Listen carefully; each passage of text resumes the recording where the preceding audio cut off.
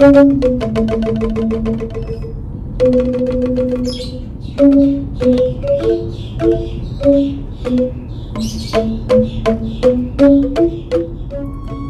sobat, jumpa lagi dengan Bli Keliling, channel yang selalu memberikan info-info menarik seputar Bali.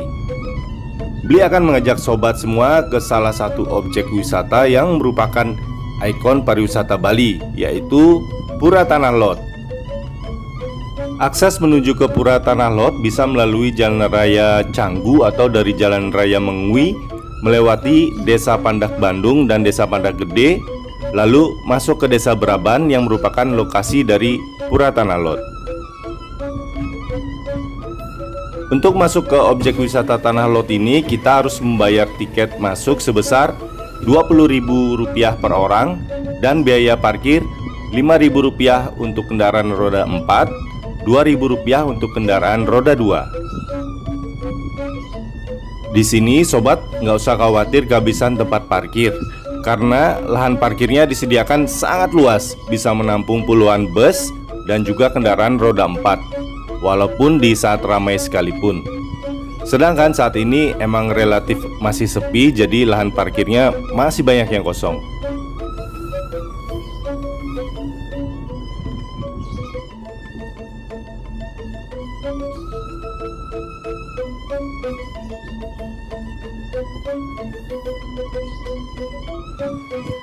Toko oleh-oleh atau toko souvenir tampak sudah mulai buka, bertepatan dengan kembali dibukanya daerah tujuan wisata Tanah Lot yang memang sempat tutup selama PPKM darurat dan juga PPKM level 4 diberlakukan. Jangan lupa sobat agar selalu menyeberang di zebra cross demi keamanan bersama, karena di saat tertentu gate ini sangat ramai, terutama di sore hari. Semua pengunjung terburu-buru untuk mengejar sunset dan juga berusaha untuk mendapatkan spot yang terbaik. Ini adalah pintu masuknya, jadi kita harus melewati gapura yang sangat cantik ini yang bernuansa ukiran Bali. Setelah melewati gapura tadi, tiket akan diperiksa oleh petugas jaga di sini. Setelah melewati pemeriksaan tadi, kita akan melewati banyak sekali kios-kios souvenir. Ada baju-baju kaos, lukisan, patung, dan lain-lain. Jika sobat ingin bermalam di area Tanah Lot ini, bisa loh. Ada hotel dan juga restoran Dewi Sinta yang sangat nyaman dan makanannya enak-enak. Ada juga yang biasanya diserbu di sini, yaitu gelato twist. Seger banget kalau dimakan lagi gerah gini. Ada juga pusat oleh-oleh Agung Bali, tapi saat ini sedang tutup sementara. Kita akan terus berjalan menuju ke lokasi puranya. Kurang lebih kita berjalan sekitar 200 meter dari area parkiran tadi. Laut sudah terlihat dari balik Candi Bentar atau gapura yang cantik di depan kita ini. Suara ombak juga sudah semakin jelas terdengar. Tampak sudah ada beberapa pengunjung di areal Pura Tanah Lot ini. Biasanya di sini semakin sore semakin ramai. Waktu terbaik untuk berkunjung ke Pura Tanah Lot ini adalah di sore hari, karena sobat akan dapat landscape dari Pura Tanah Lot yang sangat cantik dan juga background dari matahari terbenam. Oke, sambil jalan Bli akan menceritakan sedikit kisah legenda dari Pura Tanah Lot ini. Setiap pura di Bali memiliki latar belakang dan sejarah masing-masing, baik itu sejarah yang tertulis dalam prasasti ataupun lontar-lontar kuno, atau juga berasal dari legenda yang diyakini sampai sekarang. Seperti halnya sejarah Pura Tanah Lot ini. Berdirinya pura ini berawal dari perjalanan pendeta suci yang berasal dari kerajaan Majapahit di Jawa yang bernama Danghyang Nirarta atau Danghyang Dwi Cendra. Sebagai pendeta suci, beliau juga seorang tokoh dalam menyebarkan ajaran agama Hindu. Hijrahnya Danghyang Nirarta ke Bali tidak lepas dari runtuhnya kerajaan Majapahit. Sedangkan pada saat itu yang berkuasa adalah Raja Waturenggong. Raja dengan sukacita dan hormat menyambut kedatangan orang suci seperti Dangyang Nirarta. Dalam perjalanannya menyusuri pesisir barat, suatu ketika beliau melihat sinar suci dari arah tenggara. Dengan tingkat kerohanian tinggi, beliau tahu bahwa itu sebuah petunjuk gaib. Untuk itulah diikuti sinar tersebut sehingga sampai pada sumber sebuah mata air. Tidak jauh dari tempat tersebut, beliau menemukan tempat yang sangat indah, sebuah bongkahan batu karang besar berbentuk seperti burung yang dinamakan Gili Beo. Disinilah Dangyang Nirarta melakukan meditasi dan mendekatkan diri dengan Tuhan, memuja dewa penguasa laut. Gili Beo ini terletak di pinggir pantai di wilayah desa Braban. Di desa ini dikuasai oleh seorang bendesa, pemimpin desa yang sangat dihormati warga dan terkenal sangat sakti. Pemimpin desa tersebut bernama Bendesa Braban Sakti. Warga yakin, percaya, dan bersandar pada seorang pemimpin seperti Bendesa Braban yang menjadi utusan Tuhan. Untuk itulah Bendesa Braban sangat disegani oleh warga dan memiliki banyak pengikut. Namun kedatangan Dangyang Nirarta ke desa Braban, banyak warga termasuk juga pengikut Bendesa yang ikut ajaran Dangyang Nirarta. Melihat ini, Bendesa Braban menjadi marah dan mengajak pengikutnya untuk mengusir Dangyang Nirarta. Pada saat penyerangan Bendesa Braban Sakti, dengan kekuatan spiritual, Dangyang Nirarta melindungi dirinya dengan memindahkan batu karang Gili Beo ke tengah pantai dan dengan selendangnya menciptakan banyak ular berbisa di sekitar batu karang tersebut.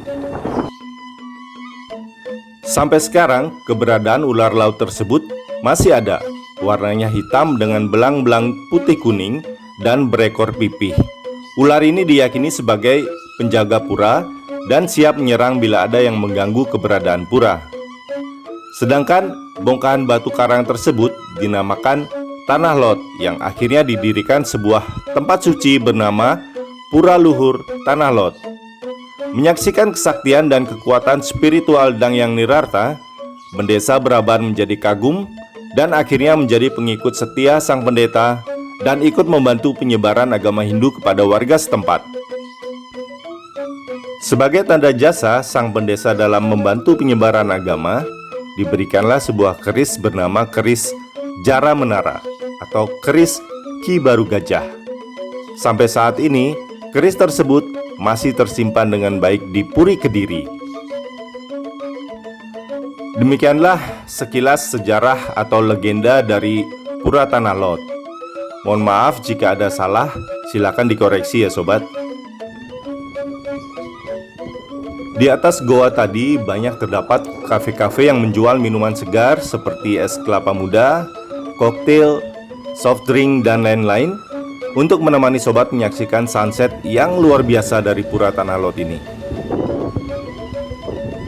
Banyak sekali spot-spot yang bisa sobat dapatkan dengan background Pura Tanah Lot yang bisa sobat abadikan dan menjadi momen indah yang gak akan terlupakan. Sekarang kita bergeser sedikit ke arah barat untuk mendapatkan sudut pandang yang lebih tinggi dan jauh. Semua taman dan bangunan di sini terawat dengan sangat baik, hampir tidak ada tanaman yang rusak atau mati. Semua terlihat sangat hijau dan segar. Dan juga trotoar dibuat sangat rapi dari satu spot ke spot lainnya. Dari atas tebing ini, kita bisa melihat panorama yang sangat indah. Sepertinya ini adalah spot foto terbaik dengan latar belakang Pura Tanah Lot. Dari sini terlihat pura dengan tebing di seberangnya dan juga pemandangan laut dengan ombaknya yang besar. Dari sini kita juga bisa melihat pemandangan di sebelah barat, yaitu tebing Pura Batu Bolong.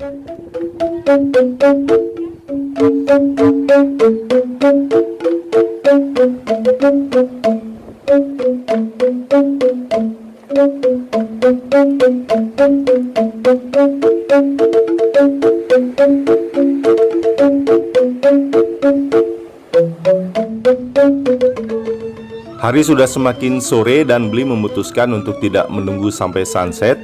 Jadi kita akan menuju ke arah balik, menuju ke parkiran. melewati candi bentar yang dihiasi oleh 2 ekor ular naga di kedua sisi ini. Dan lagi-lagi kita melihat ular. Salah seorang pengunjung sedang melihat ular sanca yang tidak terlalu besar, namun warnanya sangat cantik. Sobat boleh berfoto bersama ular sanca dengan biaya yang tidak ditetapkan alias sukarela.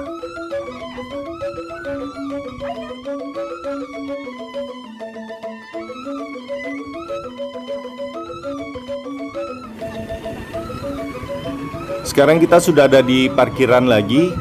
Tampaknya semakin sore semakin ramai yang datang karena sudah banyak kendaraan yang parkir, kita lihat ya. Keluar dari parkiran, kita akan melewati areal persawahan yang sangat indah, yang bisa bikin mata kita seger banget. Sebelum beli akhiri, beli ingatkan untuk sobat yang belum subscribe channel Beli Keliling untuk klik tombol subscribe sekarang juga. 1 subscriber sangat berarti untuk kelangsungan dari channel ini.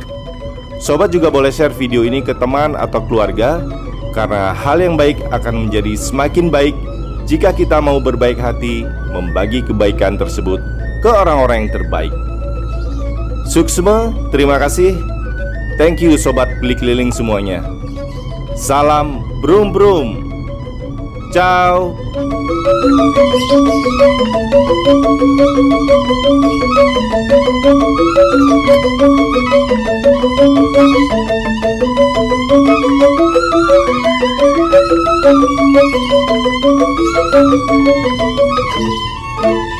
Thank you.